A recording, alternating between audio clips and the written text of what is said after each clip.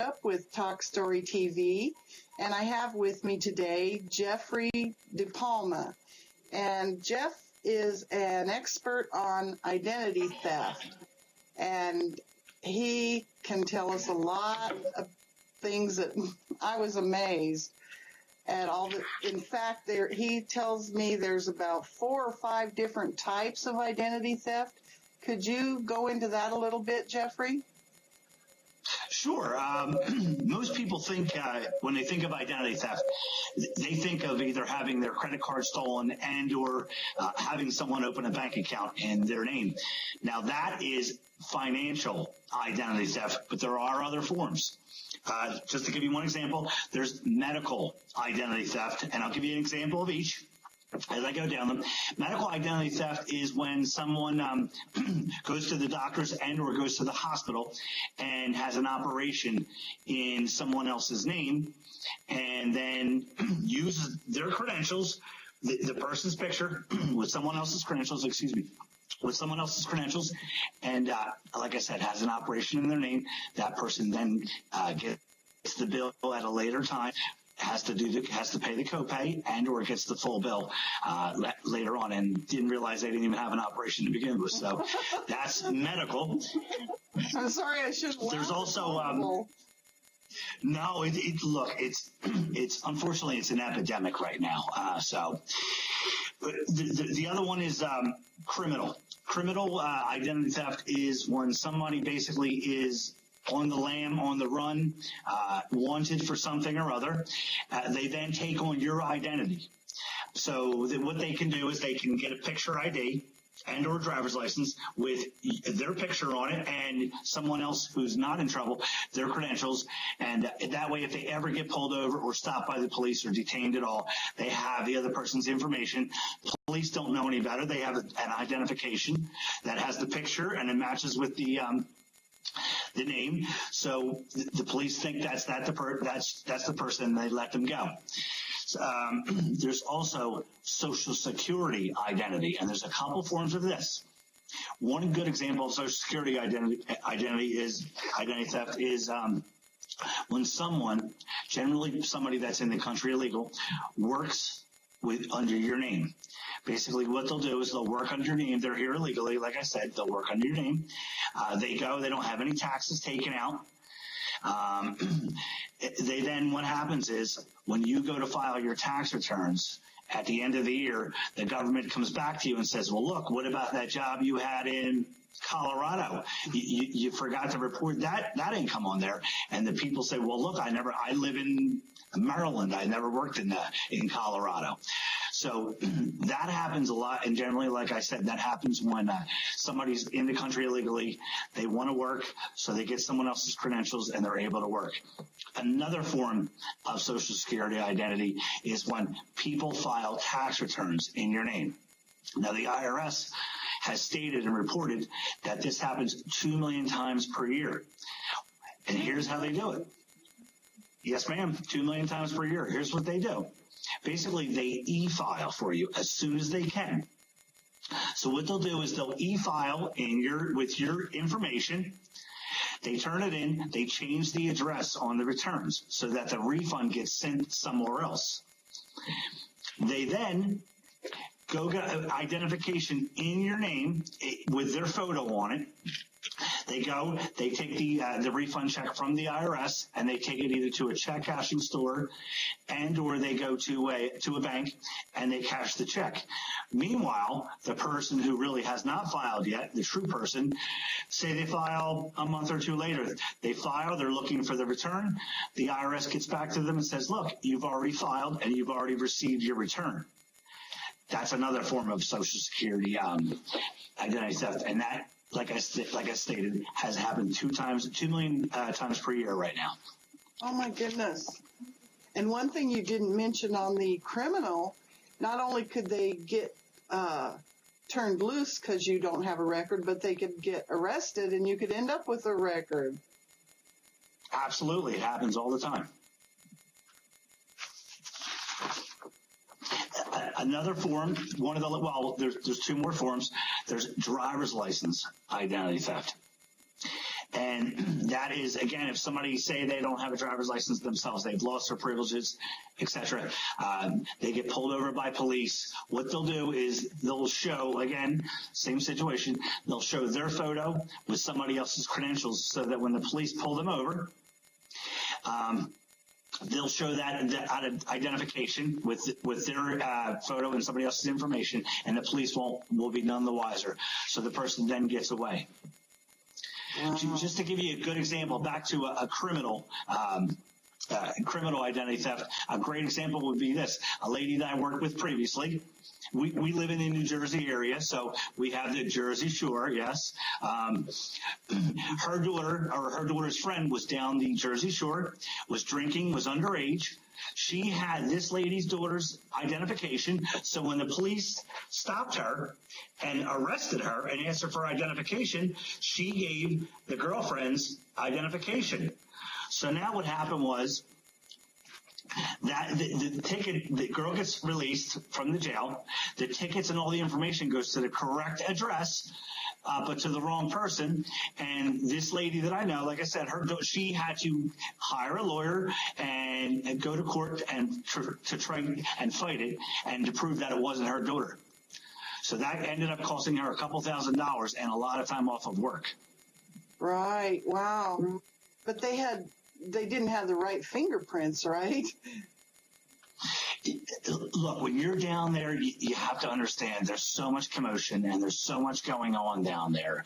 It's not a prison system or a jail system where they can check up against things. And if you think about it, if you've never been arrested before, they don't have your fingerprints. So even if you do get fingerprinted, they don't have fingerprints to go against that. Right. Wow. So, and you say here that, how do they get your information in the first place? Well, unfortunately, our information is already out there already. If you think about it, the school systems have it, your doctor's office has it, your bank has it, your credit card companies have it. The states of every state that you live in has it. I'll give you a great example. The state of South Carolina had their division of taxation broken into. They breached into it and took all these people's information. So anywhere, even if you completely protect yourself from here on out and you're mindful of it, unfortunately, for all those years, our information's already been out there. What happens is somebody will either work at the doctor's office or wherever. Say it's somebody that's working at these places. They need money. Say they have a certain type of problem. They'll sell the information out to somebody else. That person then takes it, puts it on the internet, and sells it nationally or internationally. There's generally a lot of levels that go along with this. Yeah, I know my son, he got a letter from the Army saying that someone had lost a laptop, and his name was one of the names in that laptop database. And it was years later, all of a sudden, he started getting collection agencies trying to collect from him for debts that he had supposedly run up in California. He's never lived there. I'm sorry to laugh.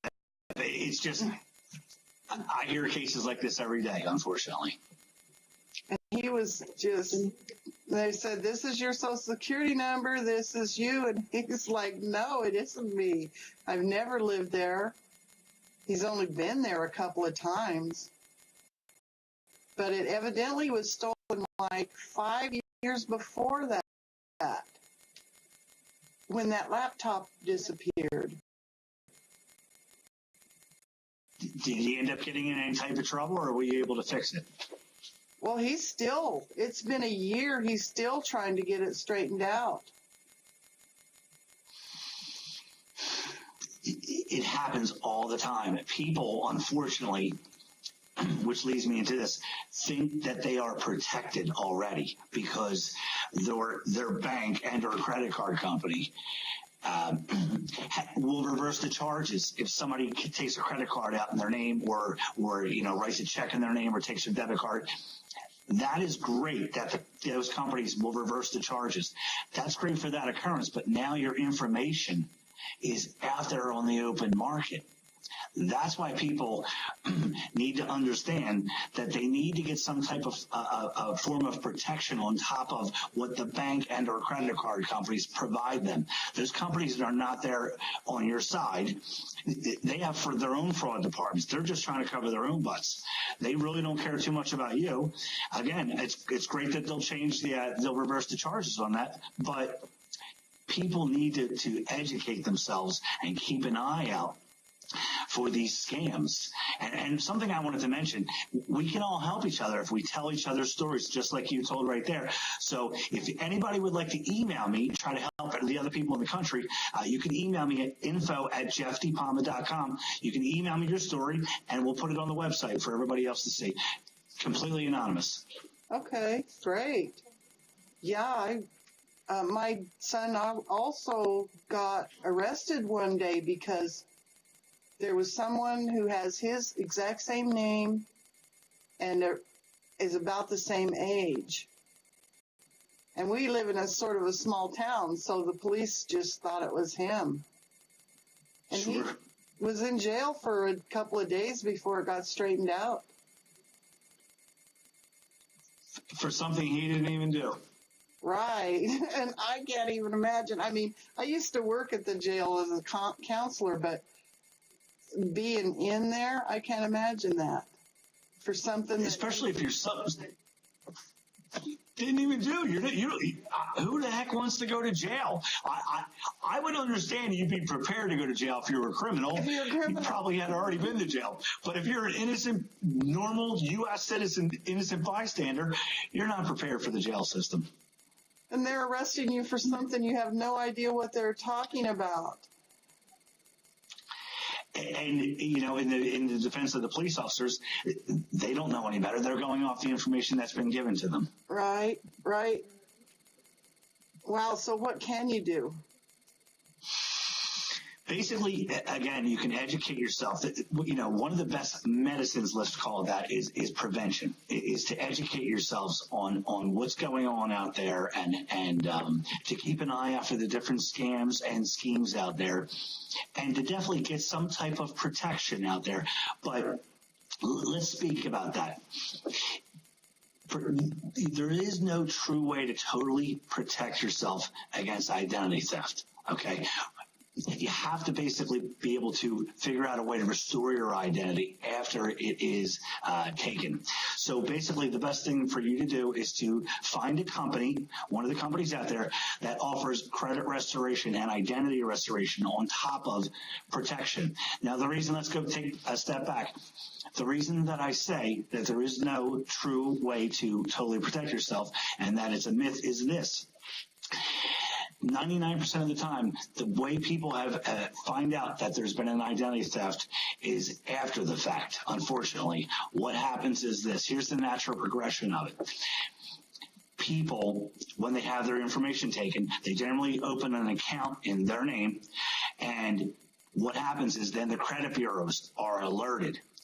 And if you don't have any type of protection, you're not going to get alerted from the credit bureaus. So you either have to run your credit on a regular basis and or have some type of credit monitoring system. But again, even these companies that offer the protection out there, they should call credit alert. Okay, they're alerting you after the fact, after your identity's been stolen. Mm-hmm. Right. And that's for financial. What about, is there any way you can protect yourself on some of these others, like the driver's license one? No.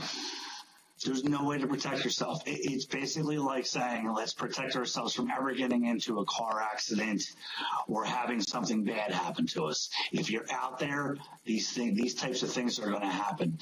Basically, the best thing to do is just to make sure that you're covered if they do happen, that you have a company on your side that will go to battle for you. Okay. Wow. And you say here, children are 51% more susceptible to identity theft. How can they be? They're not on the internet or anything. Because people, you went, and when your child is born, generally people get a social security number for their child. Uh-huh. Mm-hmm. That information is somewhere. These identity thieves are extremely high tech, and especially right now in today's world, everything's on the internet. Whether you're physically on the internet or not, your information is on the internet. And let's take a step back. Like I said before, people find out when their identity is stolen after the fact, and they're alerted through the credit bureaus. Well, if you don't have your child's credit report, think about this. If you have a child, let's say the child is 8 or 7 or 6 years old, you generally don't have their credit run. Well, if you don't have their credit report run, then you're never going to know that their information's been breached, because you don't have their credit report run, and or you don't have any credit monitoring for them. And the identity thieves know this. So what they do is they target, which leads me into the other type of identity theft, which is synthetic identity theft. And that's when they take bits and pieces of people's information and they put it all together. So basically, they'll take your child's name and your child's social security number. They'll put a different date of birth on it, et cetera, and they go out and get accounts in your child's name, and nobody knows the wiser. And the identity thieves know that people are not going to be running their children's credit. So they know they have a better chance of being able to go out and stay out there longer with that identification and open up more accounts. And that's why they target children. So can you do those services protect a whole family so that you could do that? Yes, there's a yes, I do. If you go to well, let's get into the ebook. I have a couple companies that I recommend. If you download the ebook, you can take a look at it. It'll help you to give you some information, and then there's a link in the back to get protection as well. Okay, and tell us who we can get that ebook from. The ebook right now, the ebook's based on holiday identity tips. So, because we are in the holiday season, so it's on its own website. It's holidayidentitytips.com. Okay. And like I said, all you need to do is go to that website and download it's an ebook. It's about 11 pages. It'll give you some great ideas, and keep an eye out for the scams for you. And what about this? This video will be on the YouTube forever. Is that website going to stay up? I will keep that website up. Okay. So holidayidentitytips.com. Right. Great. Okay. And you say that identity theft is up 30% during the holidays. Why is that? Unfortunately, because people their heads are in the clouds. I have an old saying that they have their guards during the holiday season. They have their guards down and their credentials out. Basically, if you think about it, people are out either buying a lot more gifts, doing a lot more transactions, whether it be online or in stores. And the identity thieves know this. So if you have 30% more spending going on and 30% more of your information being out there, it just goes along with that's why the identity theft is up right now. There are a couple scams that you definitely want to look out for. One that's a great scam, unfortunately, for these people is a one-day website. Basically, how that works is this. The crooks will put up a website. They'll offer a popular item at a deeply discounted price. But you have to buy it that day. And it gives people this sense of urgency, especially when it's a popular item, like say a television, and they know it's at one of the big department stores for $1,000. Well, they can get it today for $600, but they have to buy it today. So what happens is people put their guards down, their juices get flowing, they just put their information in there, and basically it's a fake website. A lot of times, 9 times out of 10, if a deal is, it's greed that gets people most of the time. If a deal is too good to be true, if it looks too good to be true, then it is too good to be true. So that's how these people get sucked in. Again, they'll put their information in. They think they're going to get a product at a deeply discounted price, and they end up getting hurt in the end.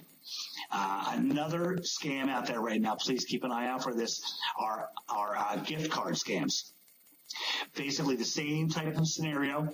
They'll take a gift card for a department store. Say, I'll give you an example, $100 gift card, face value. Somebody will sell it on the internet for $40. They'll give you the excuse that, well, I don't shop at Macy's or Bed Bath & Beyond anyway, and my great-grandmother gave me this card for the holidays, and I have nothing I can do with this card, so that's why I'm going to sell it to you for $40 or $60. The people then buy the card off them. The card's already been used. They shipped in the card. Whether they shipped in the card or not, the card's fake, or the card's already been used. The money's already been transacted and changed hands, and it's, you can't get the money back. The people are gone. So that's another scam. Please keep an eye out for that one as well. And how can you keep an eye out for these fake websites? How could you know? Just because it was too good of a deal? Either too good of a deal and something else you want to look at, okay? Whenever you're buying anything on the internet, okay, and pulling out your credit card or debit card, something you want to keep an eye out for is you want to buy stuff off a secured website. And how you know it's secure is you look inside of the URL, the web address, and look for HTTPS, the S standing for secured. Okay. Generally, when you have that, it costs companies extra money to get that type of website. So generally, when you have that, they didn't go through all that trouble for nothing. They're pretty good sites. Another thing is try to buy stuff off of companies you know. Yeah. Even if it's not as good of a deal, at least you're not going to get ripped off. Right.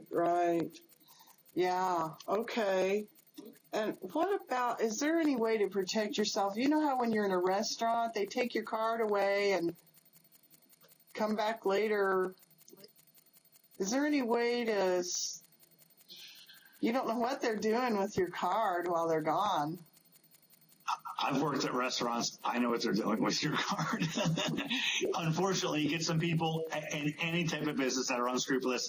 They do have access to your information. That's financial identity theft.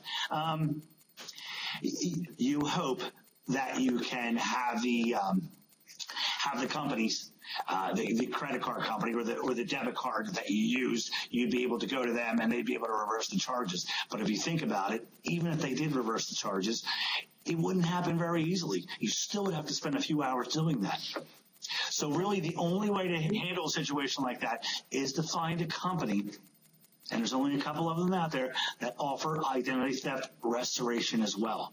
Some of these companies, you can call them up. You can tell them what happens. They have licensed fraud investigators that will go after that information for you. Basically, all you would have to do is sign a power of attorney over to them for that situation, a specific power of attorney it's called. They then take that and they run with it, and they'll look into everything for you. Because like I said, otherwise, even if it's going to get overturned through whatever bank you have, you still have to call the bank up, explain your situation. Yeah. They're going to freeze your account. They're then going to send you paperwork that you have to sign and send back. All this takes time. My son is still a year later trying to get that. Okay, well, we're out of time, Jeff, but you do have a article you wrote for us on our TV blog backstory, tvbackstory.com, And I would encourage the viewers to go there and read that article and link up with Jeff. There'll be links to his website too. Yes. So thanks for being with us. Well, thanks for having me, Julie, and I wish everybody happy holidays. Happy holidays to you as well.